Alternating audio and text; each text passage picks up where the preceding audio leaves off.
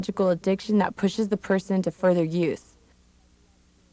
The longer you use it, the more extreme the psychiatric effects get. And again, one of the big ones being the paranoia, which comes from the neurochemistry itself, the staying awake, and this constant stimulation of your adrenal system, which tells you you're in danger. It sparks a fight or flight reflex. For a lot, the flight turns into suicide in that I can't stand feeling like watched all the time. You know, they really believe people are following them.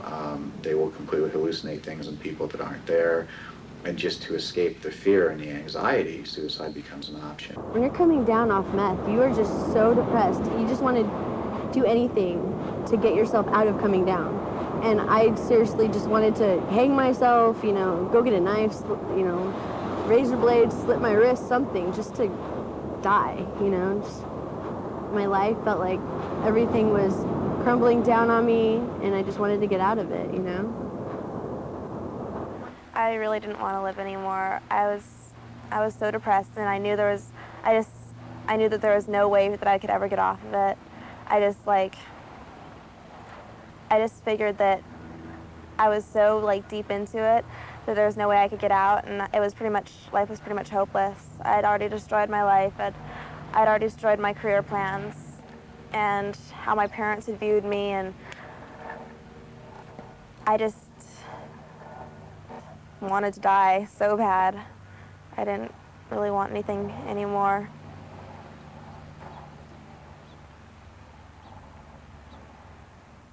For others, they tend more toward the fight part of that reflex, and they perceive things as a threat that are not, and will become, you know, very aggressive and assaultive in their perception to defend what they need to.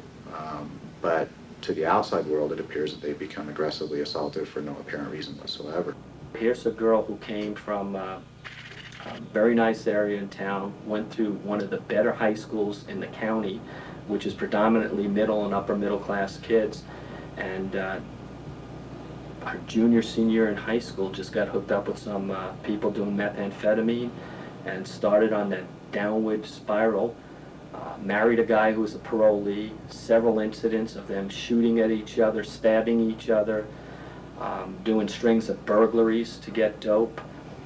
She ultimately became a killer, and she's doing 27 years to life now. And she was 24 years old when this happened. One of the things that makes them extremely dangerous is their perception of the threat is real. Their perception of the need to use the force is real. And they may well be doing it with the belief that their life is on the line here and use that level of force.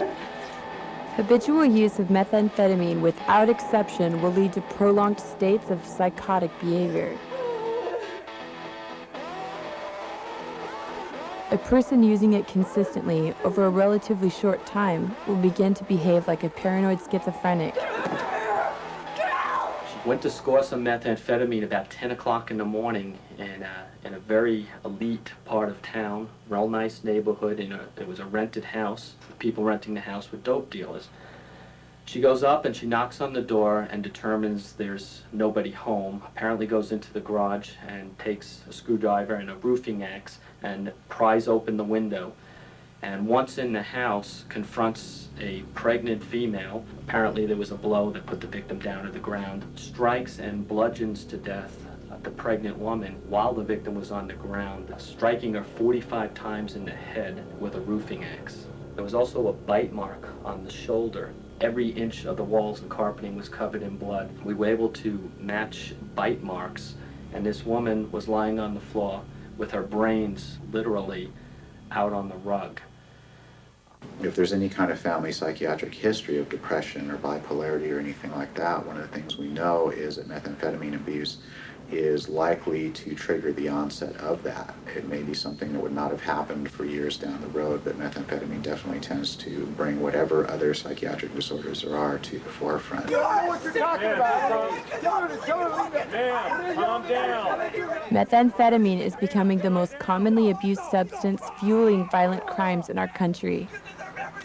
I cannot believe you would do this. I didn't do nothing to you.